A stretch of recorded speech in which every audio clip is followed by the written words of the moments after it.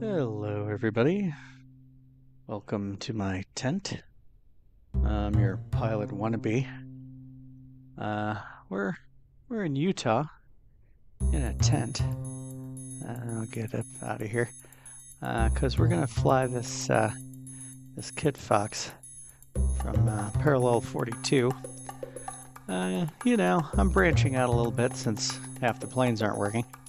So we're gonna take this Kit Fox and we're gonna fly it up that canyon over there. There's a little airstrip further up the canyon, but I can show you that on the flight plan. We'll take a quick look. Not going to be dealing with too much this time on the flight plan. Not a lot of detail. See you in a minute.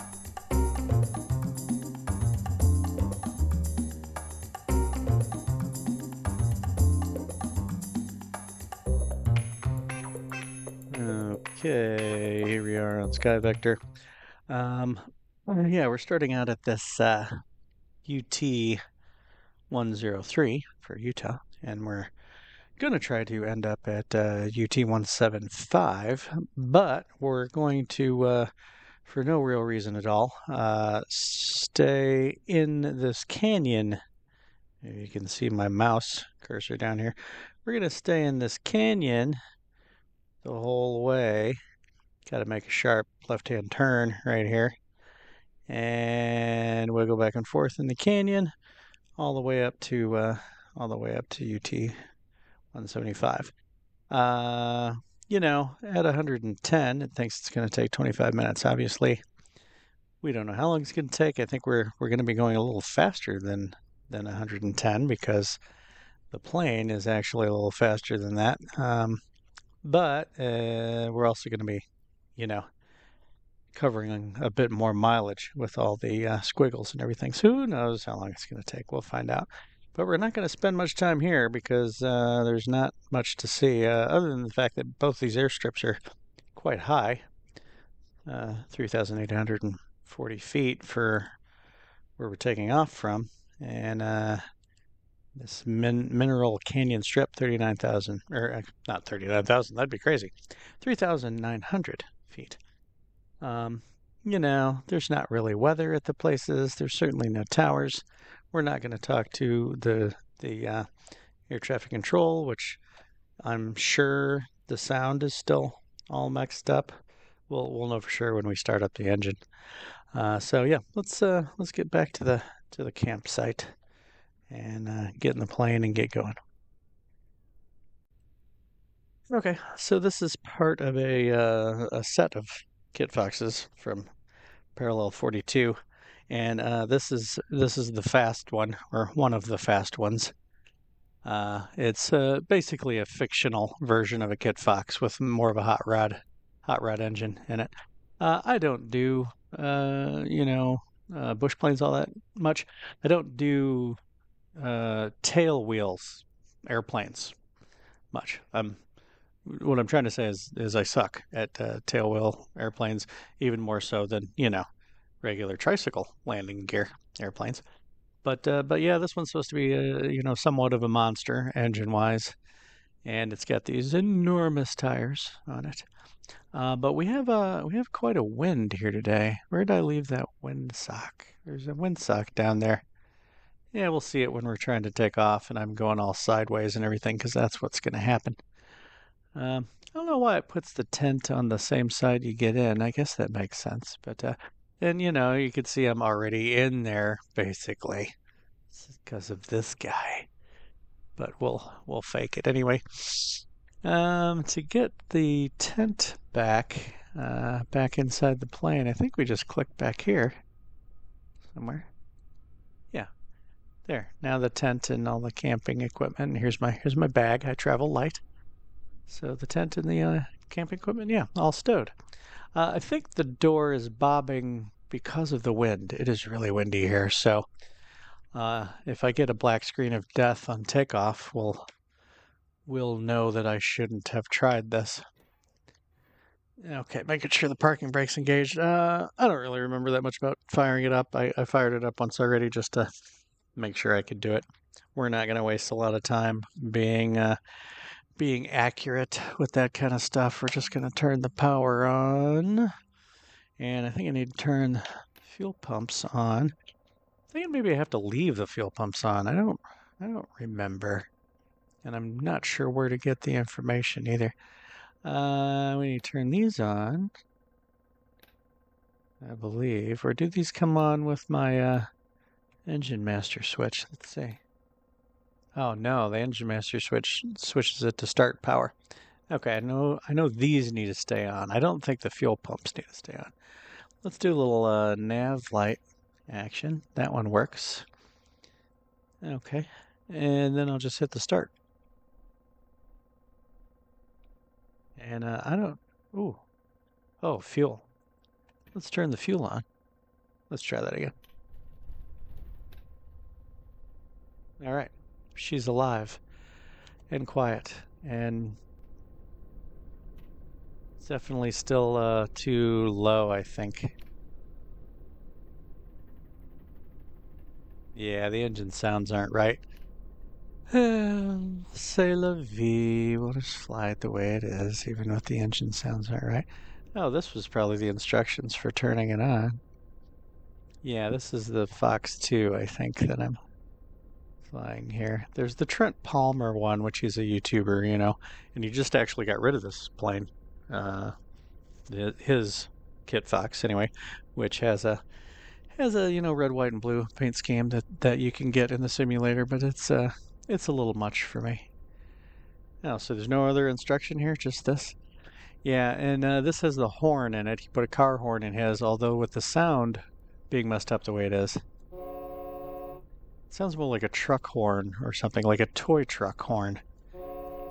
Now, I guess I should turn on the avionics, huh? So we get some screens going. And, oh, I think I don't need this start power on anymore. The fuel pumps we're going to leave on until we take off, at least. We're going to continue on that. I'm not even going to punch in. No, I'm going to up the idle a little bit because it says low oil pressure. Oh, yeah, that did it. That was all it took. Continue. Yeah, I'm not even going to put in a destination. Maybe when we get part way, when I make that difficult. Well, I don't know if it's difficult. I haven't flown the canyon in this plane a long time ago. I flew it in the one of the Cubs that comes stock with the simulator, but I've never done it with this plane. But yeah, when we make that hard left, maybe I'll do a direct to if I can, and just to give us a sense of where we're going. I'm going to be hands-on, twisting and turning through the canyon the whole way. So doing things like picking destinations and a lot of screwing around with the navigation. It's going to be challenging, I think. Let's see. Will the landing light come on if I flip switch? Yep, I get a landing light. I get a strobe light. Yep, I get a strobe light. Okay. Oh, the wigwag. Let's turn the wigwag on manually. Okay, wigwag. Yeah, all the lights. All the lights. What about yeah. This is a touchscreen too. This is I forget, G3000 or something like that. It went through some kind of an update recently. It's supposed to be better than it used to be. But I don't honestly fly that many planes with the G3000 or whatever it is. There we go. All right, let's see if we can successfully get into the air without crashing. Okay. I made myself 180 pounds, by the way, and I made it like 60% fuel, which should be more than enough. Here's the flaps, which we're not really going to need for takeoff. We certainly don't need it to be worse. I wonder what that little red button does. I really don't remember. Ejection seat, maybe? I don't know. Anyway, let's release the parking brake if I can find it. Okay. Now let's see if we can take off without crashing. Actually, I'm going to raise my camera and move it over a little bit. This whole tail dragger business. Hard to see where you're going. No, that's the runway over there, I think. Although I'd probably be better off facing into the wind. And oh, that reminds me. I wonder if there's a way to get the wind displayed on the G3000. I bet there is. But I was about to say, it'd probably be better off just going across the dirt straight into the wind and ignore the runway. But yeah, before we get too involved here, there's got to be a way to get the G3000 to display the wind, I bet. Let's see, menu, CDI source, insert windows. I don't know what they mean by insert windows. Can I insert, bearing pointers? Can I insert a window, map, traffic, flight plan, nearest airports? No. Is there different choices? No, not there anyway. More options. Wind vector. Speed and direction. Fantabulous. Now how do I get rid of this crap? I'm trying to remember. Do I just click over here? I feel like oh, look, that's where I set the barometric pressure. What were we supposed to be at? 3,900 feet? No, we were at like 3.8 something, wasn't it? So close enough. Back. Oil pressure's low again. Bump the throttle up. There we go. I do not remember how to get this stuff to go away. How do I get this back on full screen? Yeah, no wind data. So I got the wind thing up. Now I just don't know how to get. Oh wait, full screen. Yeah, you can tell I really don't know what I'm doing with the G3000. Oh, okay, good enough. Let's try to get out of here. Okay, wish me luck on this takeoff because we've got like a pretty severe crosswind. I'm going to try to roll out a little slowly so I can start feeding the rudder in to deal with the crosswind. Oh my god. Okay, now I'm going full throttle. See if I can get off the ground before dying. There we go. Okay. Man, this wind is hellacious. Okay, bring the throttle back. What is the wind? 40 knots? Or no, it was 14 knots. Okay. Sorry about the abrupt movements, but I'm trying to get down into the canyon here. Yeah, it's not the prettiest canyon. If it's got a name, I don't know what it is right off. You could look it up based on the airstrip name. What was it? UT 103, I think was the start. We can look again later, maybe. Yeah, I'm kind of thinking what I'd like to do in a couple of months when Microsoft Flight Simulator 24 comes out. I want to do this again and see how the canyon looks, and we'll have this video for reference because obviously it's a little smeary looking. The walls, it's like it got the elevation data, but it didn't really know what to do with that severe of a vertical shift, so it just smeared the colors down, and I'm curious what it's going to be like in Simulator 24. I think I want my manifold pressure. I sure could use for the engine display to be bigger. What am I getting the flashing for? Okay, I guess we'll leave it around 28.4 psi on the engine, and seemed to be the only way to keep the RPM from flashing.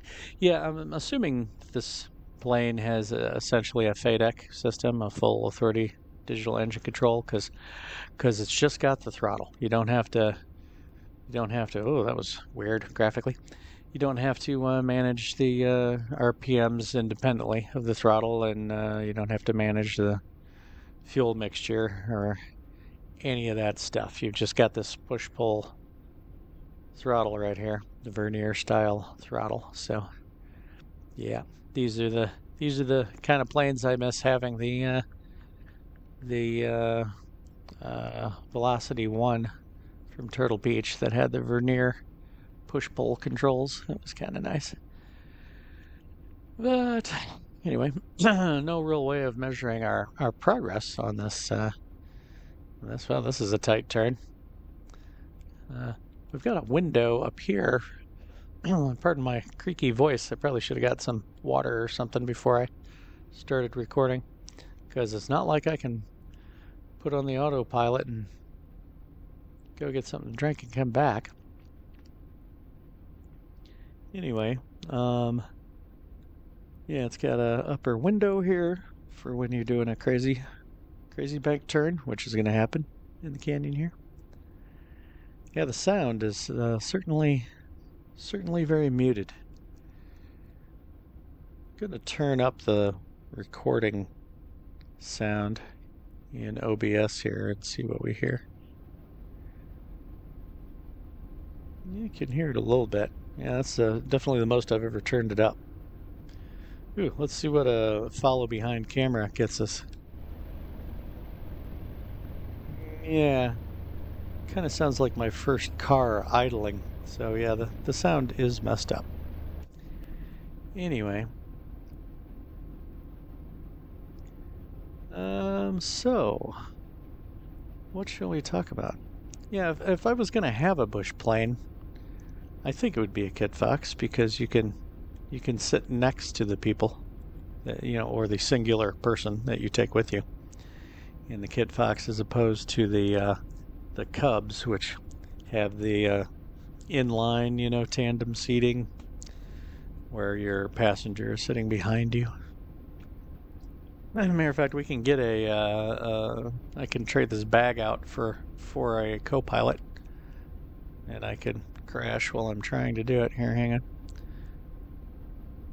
Yeah, see, we get our co-pilot here, but in this setting, I feel like she's taking up some space that I'd like to be able to see out of the window, and I put 0 weight for the co-pilot, so it doesn't feel right that we're seeing her when I have 0 weight there.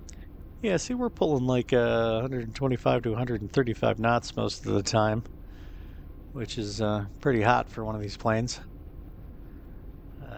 So I really have no idea how long it's going to take to get that to that airstrip. Like I said, I did it a long time ago, but I was not at all paying attention to the amount of time it was taking, and I was in one of the Cubs that comes with the game. Yep, I called it a game. Actually, I think it might have been the one with the tricycle landing gear that actually came out for the simulator later. The NX Cub, I think it was. Been a long time since I messed with them. So I flew this with the NX Cub, and my stepson was flying one also, and we just kind of flew together in tandem through the canyon and landed at that airstrip, and I really have no concept of how long it took. I think it seemed like a long time because we were new to the simulator and really learning things, and we were trying to figure out, because the Cub, you have to manage the the red and blue levers also, the RPM and the mixture, and I literally didn't know anything about what I was doing with that at the time. We were learning as we went. Probably a good thing that you can't break those planes, because we probably would have blown the engines or something if you could. But yeah, when Simulator 24 comes out, we're gonna make this flight again and see how the look of the canyon compares. Oh, I'm getting the warning on the RPMs again. Okay, we'll back it off just a smidge more. 27 psi. So another interesting thing about this plane, last time I flew it, which was a long time ago, it was one of the few planes that I could open the door while flying it and not get the black screen of death because of the simulator perceiving it as the airframe breaking. I'm not going to try it right now because I don't want to have to start this over. I had meant to try it before starting recording, but I forgot, so maybe I'll try it after. And either way, if I remember to try it after, I'll record it and tack it on to the end of the video here, so we'll find out. But yeah, you could open the door. Best I knew, as if the visibility wasn't already good, you could throw the doors open and really see out, or I guess, if you want to chuck stuff out of it when you're flying, throw tomatoes at people on the ground. I don't know, random things. Uh, Another thing is it doesn't have separate flaps and ailerons. If you see that whole thing there is a flaperon or something like that. It's the aileron and the flaps. It's aileron as I'm leaning the stick side to side. But if I grab the flap lever and go for a notch, it'll just move the whole both of them down a notch, but they'll still be bobbing up and down based on what I'm doing with the stick. So, and they're enormous. So, yeah, big flaps, big flaperons. Oh, I had a little bit of a lag spike there. That worried me. Yeah, so what do we think? Is Flight Simulator 24 going to be just a box of bugs right out of the gate until we get a couple of updates out for it? Or do we think it's going to work fairly well right from the get-go? I really don't know myself. It's hard to say. Plus, I'm going to be on the Xbox. I'm seeing videos and stuff where people are like, oh, should I upgrade my computer and this and that? And I'm like, nothing I can do. It's gonna be what it's gonna be. And then I've seen comments and stuff where people are saying, oh, there's no way that the new one's gonna work on the Xbox right away. But I mean, they say it's gonna be available on the Xbox immediately. So when I flew in this canyon before, we would sometimes land down there on those looking kind of like dirt roads almost on the edge of the water there. We'd me and my stepson would circle around and see if we could land on them and stuff. I feel like you would think that landing in the tricycle gear of the NX Cub would really be easier, and I guess in some ways it kind of is, because I'm not great, as I said, with tail wheel planes. Not that I'm good with any planes, but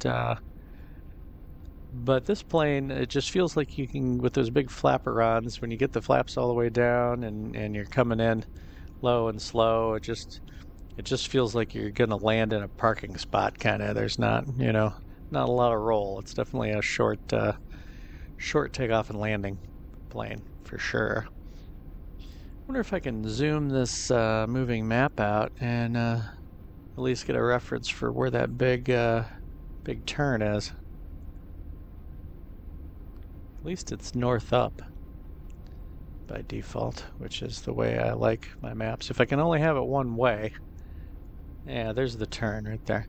If I can only have my map one way, I want it north up. Oops. No, I got it. Okay, now we can see the turn and we can see us, so we can track our progress there. Of course, I need to remember, if I'm going to try to punch in a direct 2 or something, I need to remember the name of that airstrip. I think it was UT 175. Yeah, this whole, keeping my hands on the stick and staying in control the whole time. I haven't been doing that much lately, and I certainly haven't been doing it while I was recording. So this is different. This plane has a nice autopilot, nice, easy to use autopilot that we're not going to be touching today.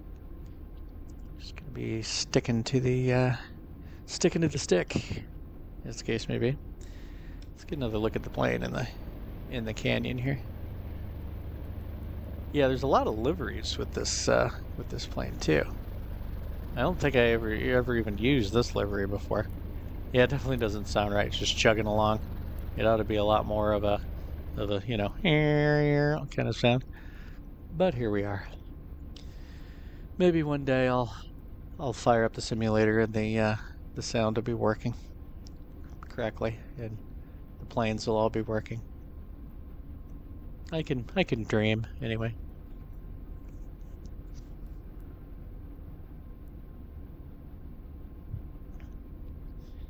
Oh, very red here.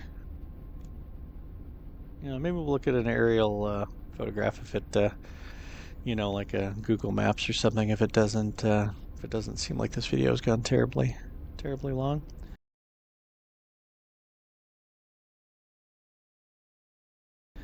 Oh yeah, I was gonna set the time back like an hour before taking off because that strip we're going to certainly doesn't have any lighting.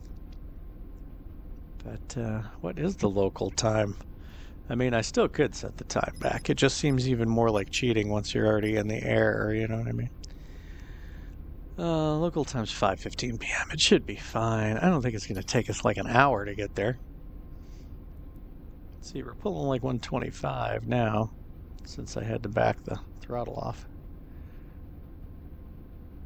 So I do have the flaps all the way up here. I wonder if I could turn the fuel pumps off while I'm flying.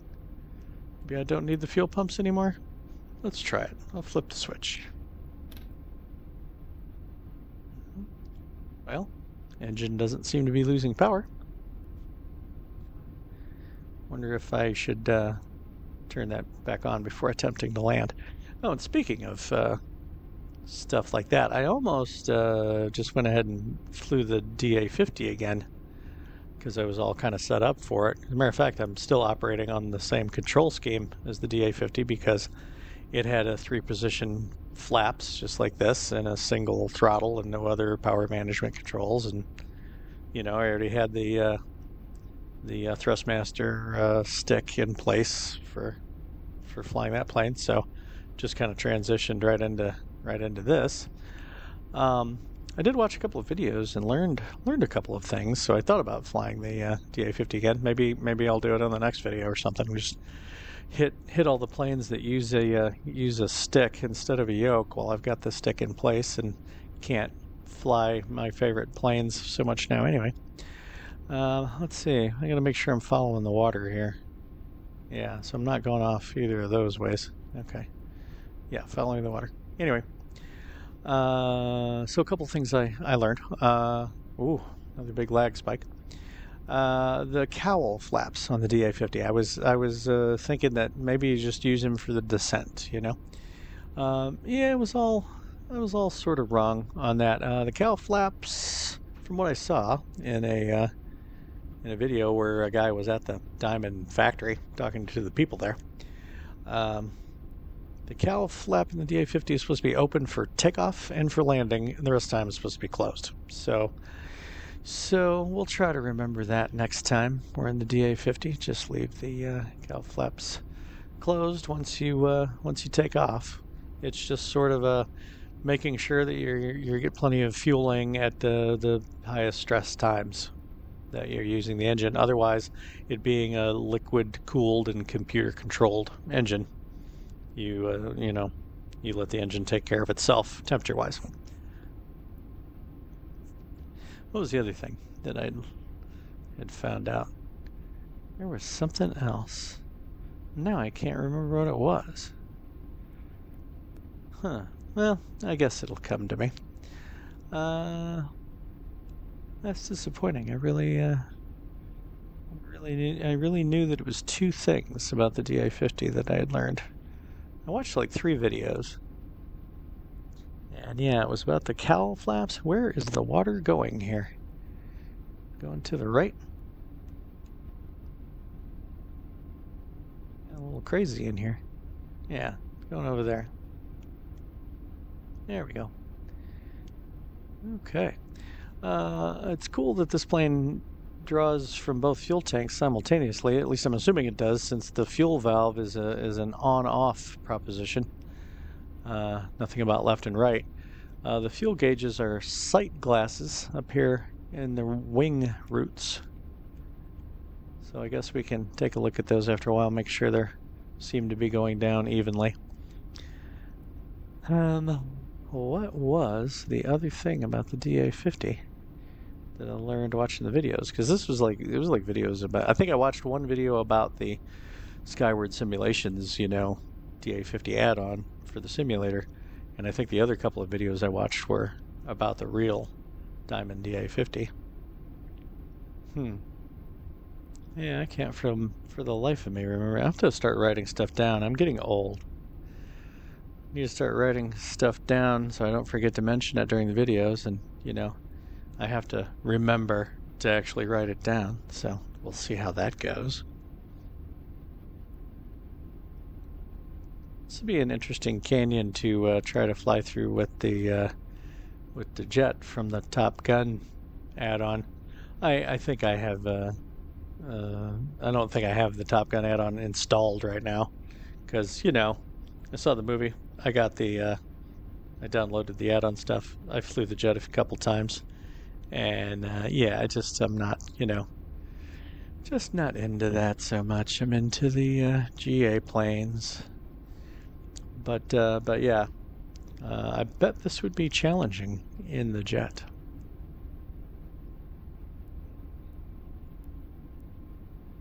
Still trying to remember what else I had found out about the DA-50 that I was going to mention. Well, let's see. Oh, did I miss the turn? And oops, wrong button. Yeah, guess what, folks? I missed the turn. I was supposed to turn back there. That confusing part back there. Okay, so we need to try to turn around. Now the question is, do we turn around without breaking, cover up above the canyon? I don't know if that's going to work or not.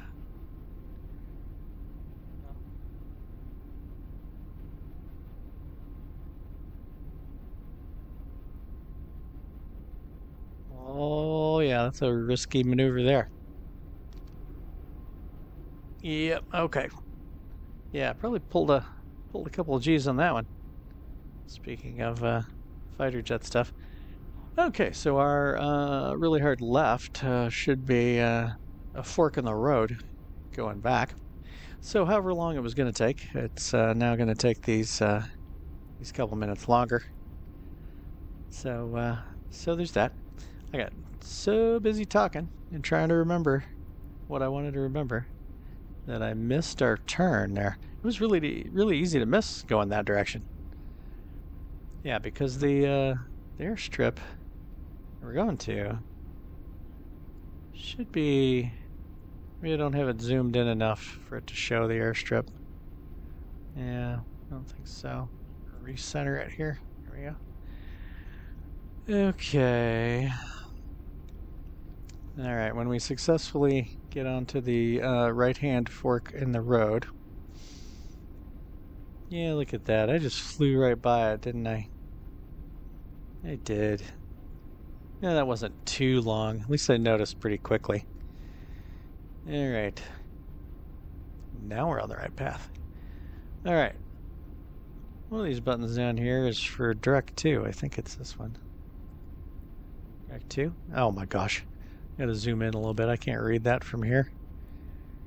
Nearest airports. I bet it's going to be on that list. I bet I should make this turn. Pay attention to what I'm doing. Yeah, that was a sharp one. Okay, we need, I think it was UT 175. Yeah, there it is. Bingo. Activate. Alright, so we got, straight line taking us to it. Flying straight, we've got, I don't have time to look at it. Let's try to negotiate this next turn, and I'll try and read the information about, whew, this is a tight one. Oh my gosh. There we go. Good time to get a bunch of glare, too.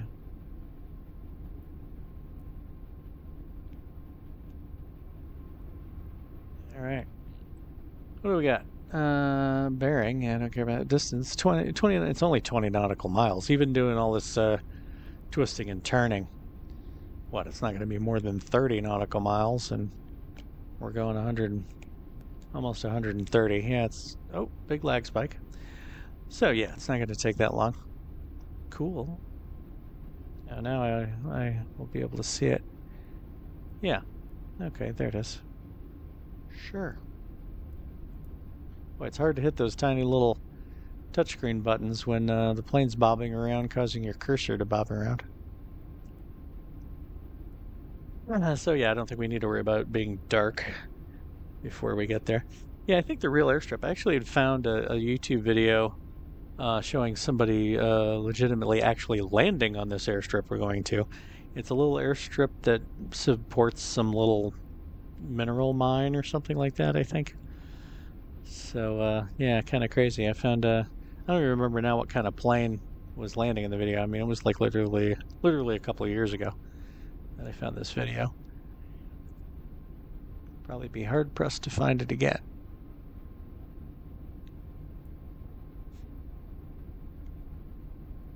Ooh-wee. Anyway, still don't remember what I found out about the DA-50 other than the cowl flaps. Let's think about it. I mean, it was a pretty simple plane to operate. There was cowl flaps. There was oh, I remember now. That whole thing with the throttle, the detent, where you could bring it back to the regular idle, or you could pull it back into that detent position, and it was some kind of a beta-like arrangement. And when I was coming in for a landing, I was like, oh, hey, I'm going a little fast, and I pulled it all the way back into that detent, and it brought my airspeed down startlingly fast, and just about completely screwed up my landing. And God knows I need all the help I can get, but yeah, just about screwed up my landing because it acted like such abrupt air brakes. Yeah. So in real life, there's a little latch underneath the throttle that you have to pull up to pull it down into that detent, because they don't want you to put it down into that detent while you're in the air. It's apparently only for landing, only for slowing down when you're landing. So that makes sense. And there isn't a latch like that on the Honeycomb Bravo throttle quadrant to stop you from putting it down into the detent. So you just have to not do it by accident. But I didn't do it by accident. I did it on purpose. And yeah, it was like hitting a wall. The plane just slowed down like right now. So yeah. So next time we're flying the DA-50, we'll remember. Don't use that air brake detent on the throttle unless we're already got all three wheels on the runway, and to only open the cowl flaps for takeoff and landing. Otherwise, yeah, it just seems like a really simple plane to fly. It's it's like the other Diamonds. It's a very, very modern and complex and expensive airplane. But all that complexity is automatic, It's all that complexity gives you a simple operating experience, then, relatively speaking, compared to a plane where you're having to adjust three different power levers for however many engines you got. All right, how we doing? What's it say? 15 miles. Ooh, getting a little close to the left wall there. Yeah, I'm really curious what this is going to look like in the new simulator. Oh, big lag spike again. I keep seeing videos where people got to fly down in the Grand Canyon on the new simulator and how good it looks. But I feel like there's a good chance that they put in a little extra work on the Grand Canyon. You know what I mean? This is some random canyon in Utah that probably nobody talks about. So I'm really curious. Now that's quite a chunk of rock over there. So yeah, I'm really curious if just a random canyon somewhere like this is gonna look markedly better. Look at that house or whatever there. Freaky houses. Whoa, getting a little high. I don't know what's going to happen if you know what I mean. I'm treating it like the trench run in Star Wars Episode 4, where I got to stay down in it, but I'm doing that for no reason at all. Matter of fact, I seem to recall looking up. This is all like a national park or something like that, national or state park, and you can't legally, be flying down into the canyon or anything that you're supposed to be. Matter of fact, whatever they consider to be the surface level here, which I imagine is up on those plateaus, you're supposed to be 1,000 feet above that or more at all times. So flying down over the water like this, yeah, I'm sure that's a quick way to at least temporarily, if not permanently, lose your pilot's license. So, but hey, I don't have a pilot's license for anyone to take away. So there's that.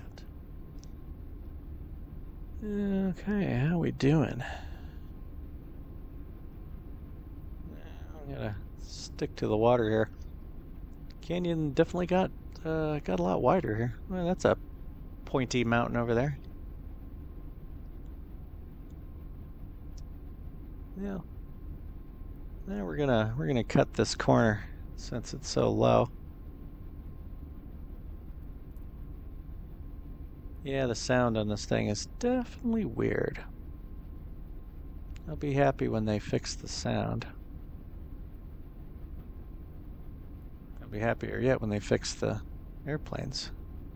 And it's not all of them, too. It still freaks me out that the Duke, definitely one of the most detailed and complicated add-on aircraft. It's just fine. But then the Cessna 310 from Milvez and the Cessna 414 and the Learjet 35A, both from FlySimware, and the Comanche from A2A, all of them are messed up. 3 different developers, and it's messed up. Really strange.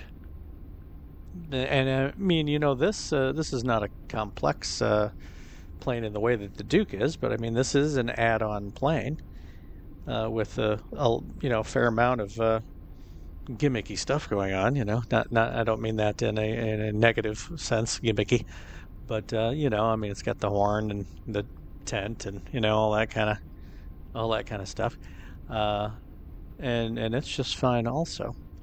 I haven't done a real. Oh, you know what? Just Flight is a developer that makes a lot of add-on planes, a lot of Pipers, a lot of like Piper PA-28s and stuff like that.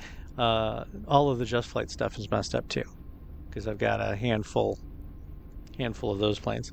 The Carenado planes, I've got a bunch of Carenado planes. They all seem to be fine, also. So there's that. And, if the Duke was messed up too, I would think that would be indicating that the complexity of the aircraft model had something to do with it. But the Duke's fine, along with all the Carenado planes. Those 2 things don't go together.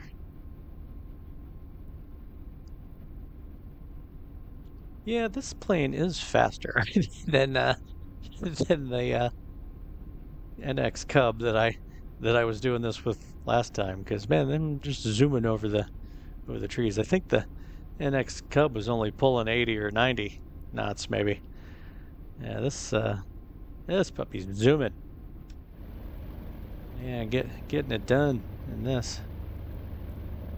Yeah, I would try do a little water skiing, but this far into the video, I don't want to get a black screen of death and have to start over and reset the time earlier and all that stuff. 9.9, 10 miles, yeah, because we're weaving around, so yeah, about 10 miles out. So I have a pattern here of getting curious about every 5 nautical miles. Where is the water going? Uh-oh. Where did the water go? Uh-oh. Where did the water go? I lost the water. Okay, we're gonna stay down in this canyon-ish looking bit and see if we can get back on track here.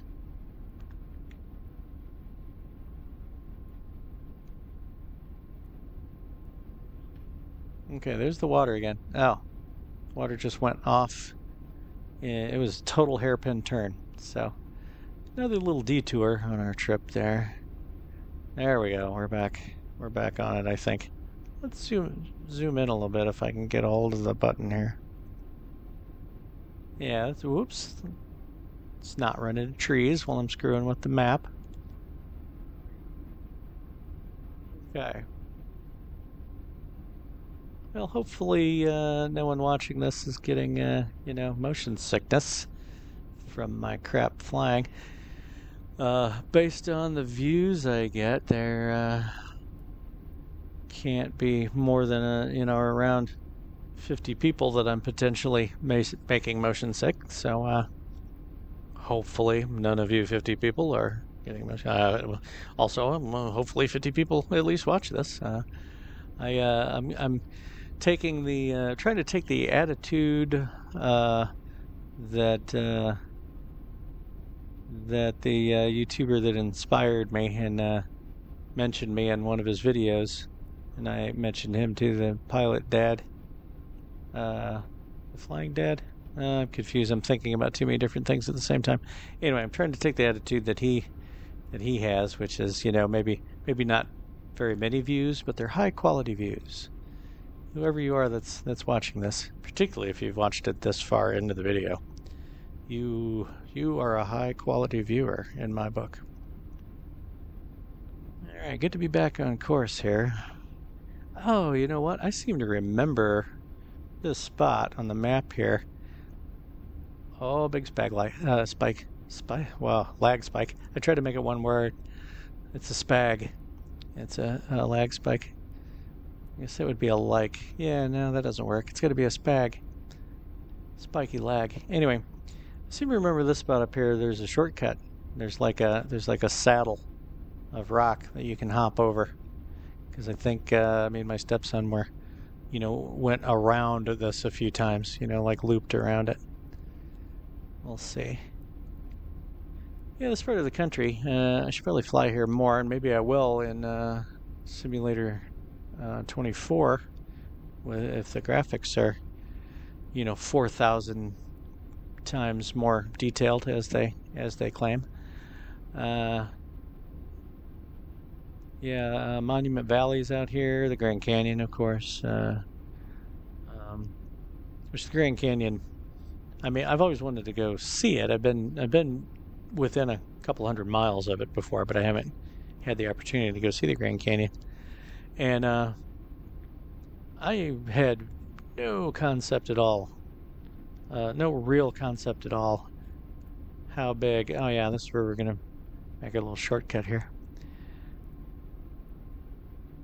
There we go. But yeah, I had no real concept at all of how big the Grand Canyon truly is until screwing around in Flight Simulator here. Yeah, it just goes on and on for miles and miles. I think the only other time I've been as shocked at the size of something, geographically speaking, is Cairo, Egypt. When my stepson and I were flying around the world in the simulator, we had landed at an airport west of Cairo, near the pyramids, near the Great Pyramids, and flew around the pyramids a little bit. And then when we took off on our next leg, sometime later, a week later or whatever, we were headed east, of course, and we went just out over Cairo. And I realized then that I'm just a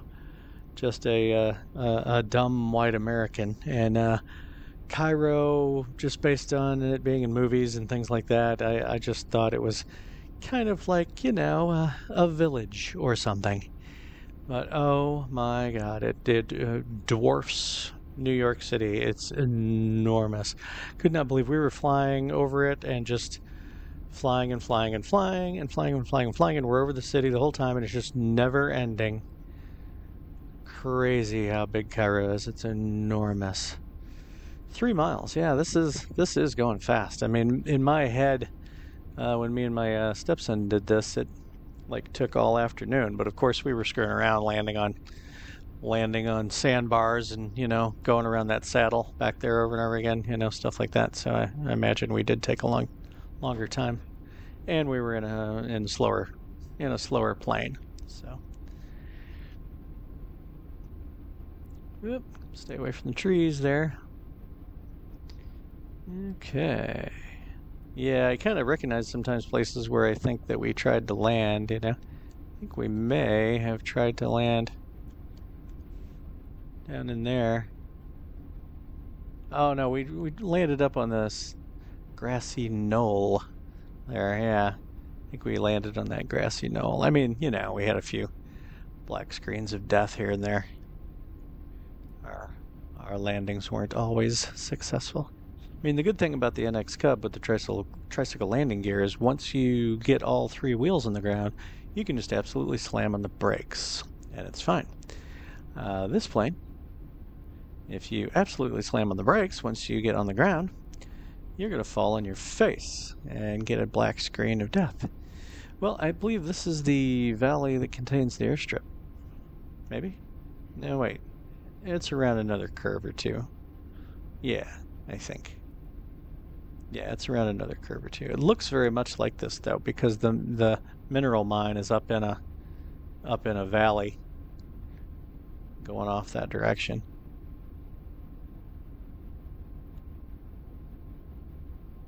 No, don't want to stray too far from the water.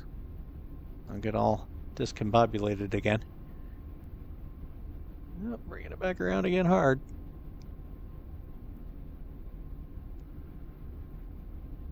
Yeah, we're definitely getting close.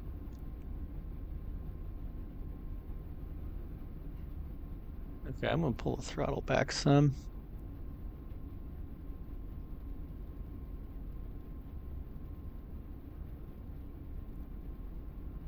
Yeah, there's the mineral mine is off that way. And yeah, there's the airstrip.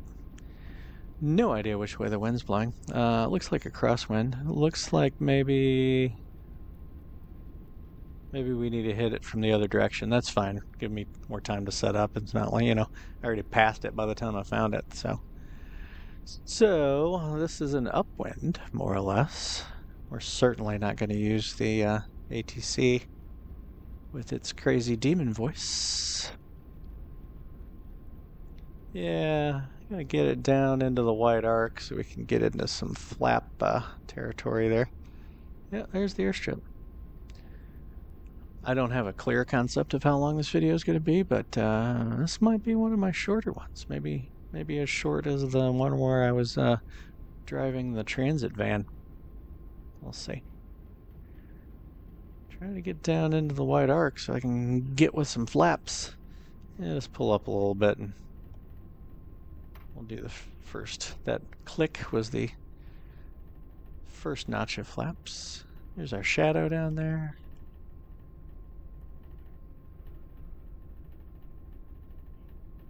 Okay, I'm going full flap. Let's try to get you a look at the flaperons here. Yeah, those things are huge. Okay, now I'm backing the throttle off. Yeah, I don't even think I'm going to need a side slip or anything. This strip is kind of long, actually. Way longer than it needs to be for this plane. Yeah, got to give it a little left rudder, though, to counteract the crosswind. Oh, that was a rough landing. That was a rough landing. That was ugly.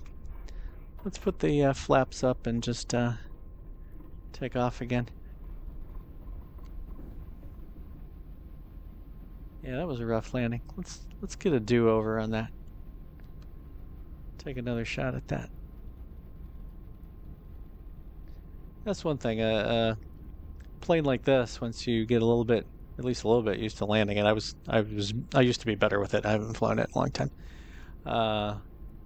You get used to flying this around, and landing and taking off isn't quite the event it is in something like the Duke or even the DA-50. It's like you're flying around going, oh look, I could land on the roof of that building, and oh look, I could land on that sandbar, and oh look, I could land on that postage stamp. It starts becoming like it's like getting on or off a bicycle. You know what I mean? It's just a non-event. Although if I stall it in the graveyard turn here, that'll become an event. Okay, full flaps, skill in the throttle. I'm gonna side slip it a little bit. Okay, now the speed's coming down too much. Getting back on the throttle a smidge. Definitely off center. Wow, that was more than a smidge on the throttle. Okay. That landing was exactly as rough as the first one. Why does that keep happening? All right, one more try. I need redemption. I need redemption. I'm going to blame it on the sound being messed up. I'm going to say that the fact that the engine note is all wrong is completely screwing with me. That's my story, and I'm sticking to it. That might help if I at least took one notch of flap away. I noticed I was staying in the wide arc real easy. Huh? Yeah, I guess you'll stay in the wide arc real easy if you keep the flaps down all the way. All right, I need to come in not so steep. I need to come in a little more shallow. It's like my speed is okay, but my angle is all wrong.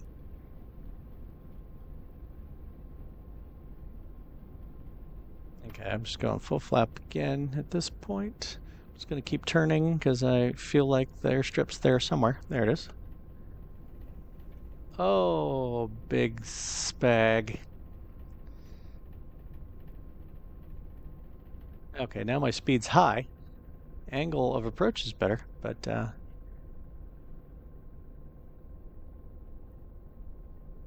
on, baby. I gotta get used to this plane again. This is looking a little better. Nope, nope, it was still bad. That sucks. All right, I guess it is what it is. We'll just camp over here. Put the flaps up. Point it into the wind over here. And call it good. I'll fly this again soon and see if I can get the landing better. Okay, parking brake. Turn the fuel pump back off, which I only remembered to turn on partway through all of that mess. Turn off some lights. I'll need to leave the nav light on. Turn the wig-wag off. Turn the strobe off. Open the door. Avionics off. I don't really know how to kill the engine. I could turn the fuel off. That'd probably do it. Oh, and close the door. Oh, man, I hate that. Yeah, because this other stuff I gotta turn off manually. This lane A and lane B. And the master I can turn off there. Yeah, okay. So let's toss out the camping gear. And take a look around. Okay. Seems to be grass growing in my tent. That's going to be itchy, I bet. Anyway, so here we are. After I sign off, I'll take off again and throw the door open and see what happens. I'll record it and tack it on after my sign off. I don't know why I don't just try it and then sign off. I guess because I'm used to signing off while walking around the plane, not while staring at a black screen of death. I mean, it's somewhat inevitable. We're probably going to have one of those one day, depending on what I'm doing. But man, those are some mighty big tires. Speed rated on ground 70 miles per hour. 12 psi. Well, yeah, it's like a balloon. Yeah, I wonder how many terrible bouncy landings you can get out of these expensive tires. Anyway, so what have we learned on this one? We learned some stuff about a plane we weren't flying, the DA-50. We learned that this is a pretty cool bush plane, and I am not a bush pilot. We learned I need to practice getting to a point where I could land this decently again. I swear, once upon a time, I could land this pretty decently. Now I look like I'm just trying to bend the landing gear, apparently. So, okay, gang, I'm gonna call it good there, and I'll see you guys in the next one. Maybe I'll come up with something else silly to do, or we'll take the DA50 on another leg of the lower 48. Who knows? All right. Papa Whiskey Bravo signing off. See you next time.